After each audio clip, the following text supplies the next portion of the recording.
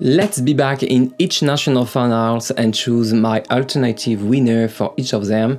Let's go.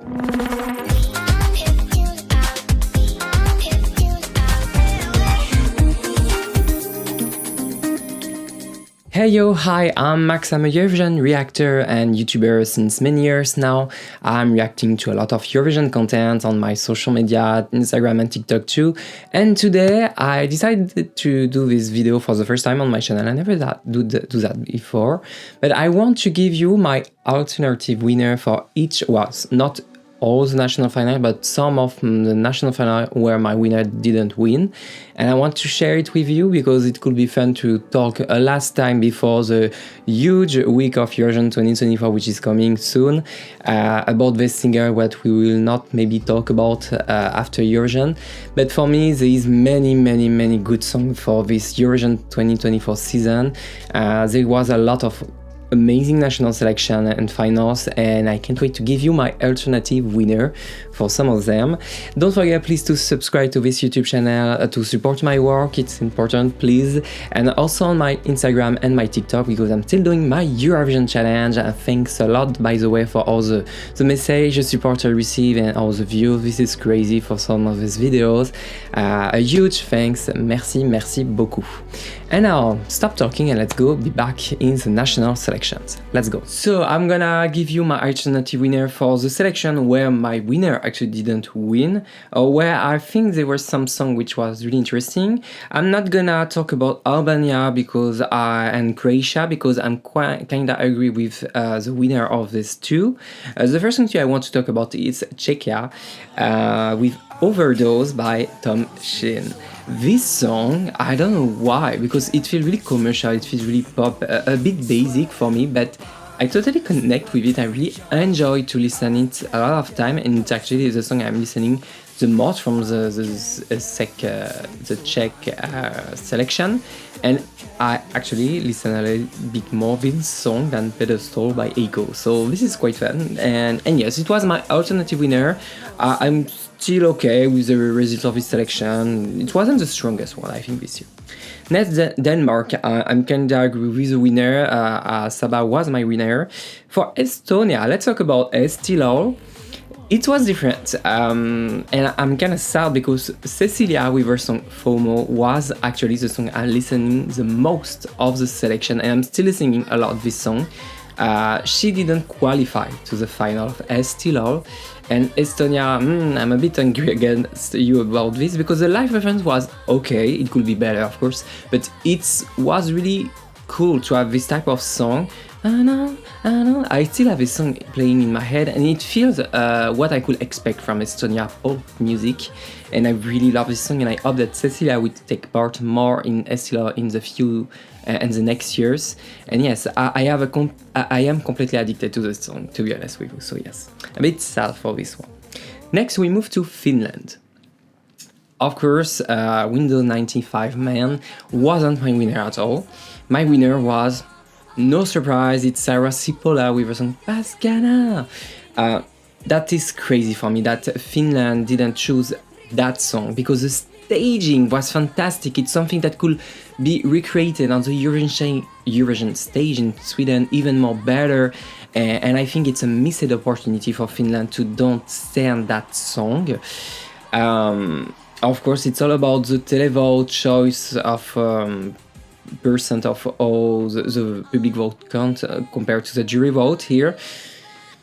I'm still a bit sad for Sarah Sipola because she had that song, and I think it could be even more stronger at No Rules this year. I think No Rules is still gonna be something quite memorable for some televote, and there is gonna be some televote appeal for sure, but I think with Pascana they could have been more original. First of all, they could have been more impactful on the Eurovision stage and more impactful between all these countries, and that song could be really a hit, I think. And yes, I'm a bit sad that they choose an English basic song compared to a beautiful Finnish ballad, and yes, I'm a bit sad. And the staging again, I don't know who's behind that, but that was fantastic to watch. Next, we move to Germany. Germany, another, well, it's not a crime for me because I kinda appreciate the song that represents them this year. But for me, Oh Boy by Rick. That song, that moment, even the staging, yes, it could be better, but for Eurovision, he could have worked on it a lot. And for me, it was still okay. I really like the staging and how he presents the song on the German stage selection. I really like the song. It's one of my most played songs from the national selection, and even more than some songs from Eurovision, and even more than the German song official on Try this year. So yes, I really like Rick. I hope he will never stop his dream to maybe represent his country at Eurovision, that he will take part to Eurovision selection more in the future. But yes, this song, that was emotionally powerful for me, and I love it personally. I really connect with it, I mean. Next, for Iceland and Ireland, I'm not gonna say anything. I'm gonna agree with the winner. For Ireland, it was obvious for me that it was Ben Bichug. For Iceland, there wasn't really a song that really attracted me this year, to be honest with you, but I kinda appreciate Era Björk being back. But yes, Iceland don't really interest me this year. Next, we move to Italy with Sanremo. So of course, it's difficult to choose just one alternative winner, so I choose two songs. Of course, there is Sinceramente by Annalisa. That was her year, definitely. Of course, I'm really happy with the fact that it's Angelina Mango at the end that represents Italy. And I still think that they could actually win with Angelina Mango, but they could have won. I mean, with Annalisa and Sinceramente, this song is a hit. That's a song which is a radio hit, I think, right now. And the bridge at the end of the song is fantastic. I never had this chills moment when I'm watching Sanremo. Well, I have a few moments when I've got some chills. But yes, it was fantastic. The performance and the song, I'm still singing it a lot. It's a hit, and I love it. Yes. And there is also another song.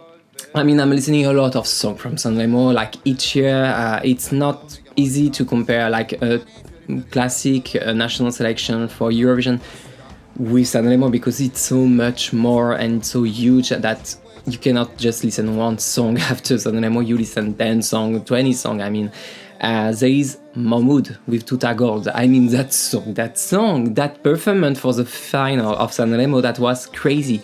The dancers, him, the passion, it was intense. I'm still mind-blown by it, and I still think that Mahmoud could win Eurovision again. Yes, with that, again, he never won, of course, Eurovision, but it was really close. He could have a second place or a first place easily. I love him. That's it, and nothing to say against this song.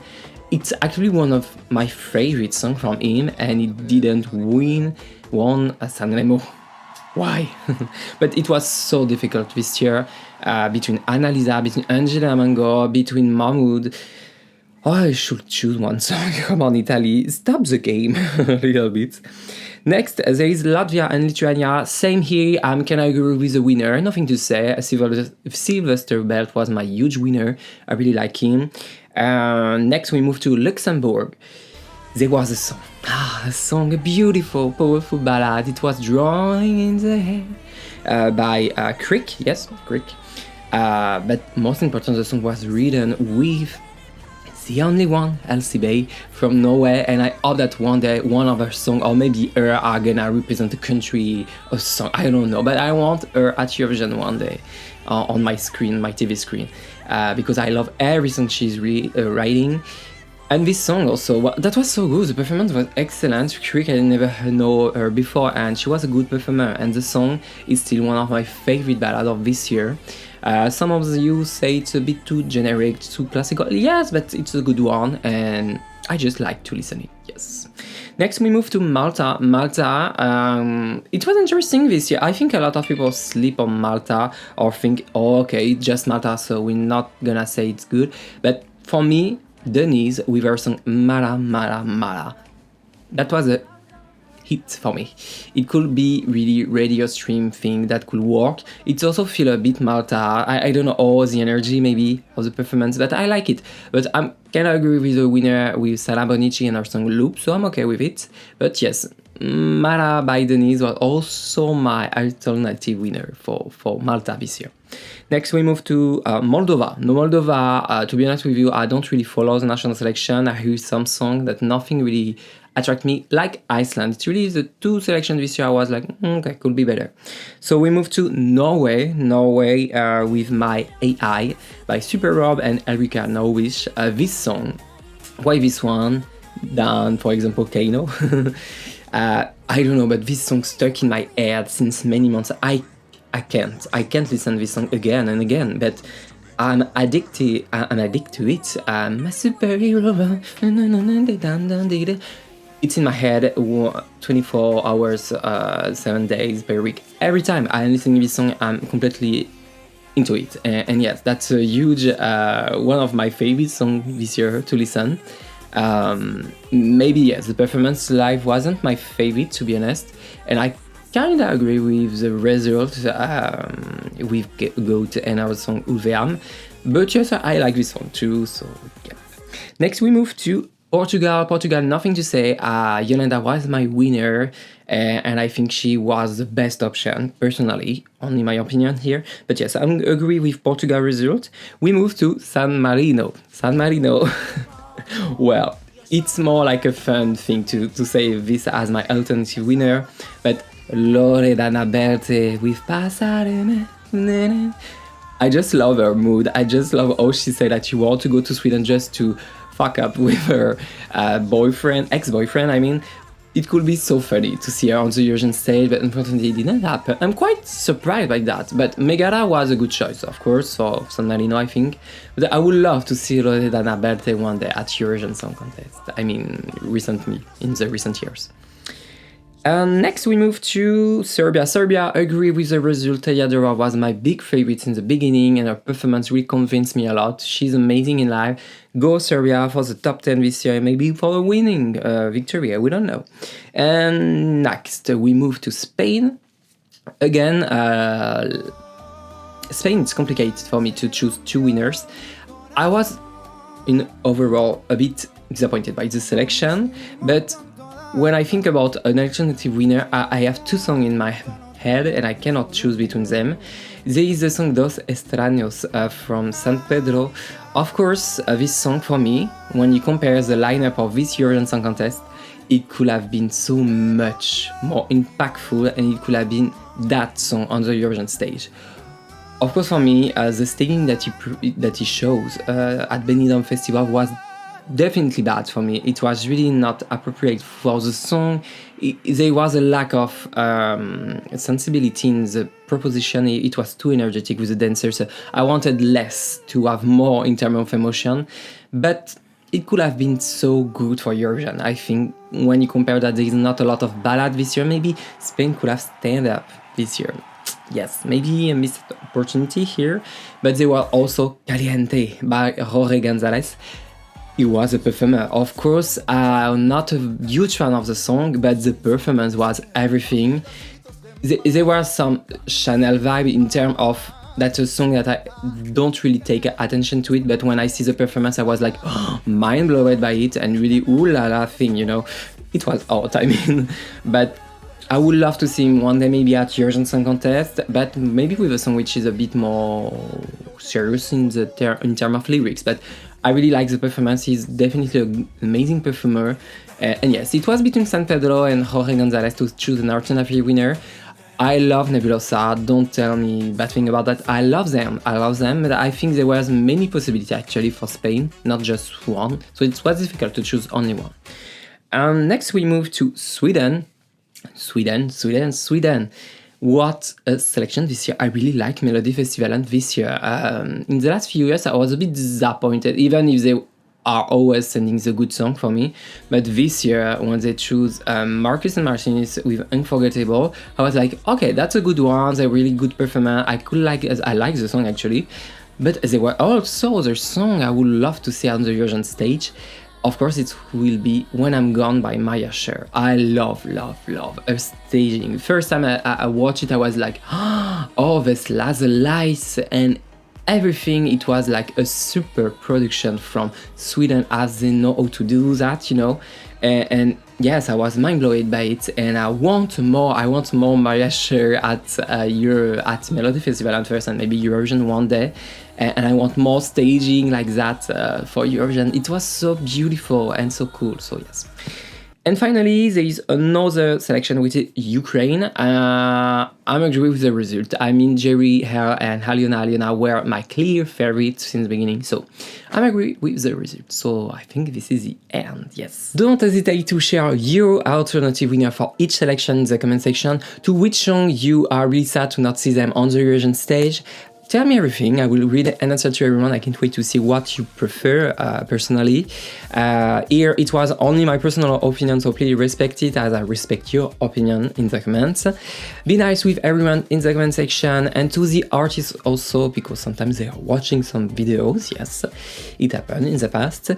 And I will say to you that I will see you really soon for a new reaction video. Bye bye, au revoir. See you soon. À bientôt.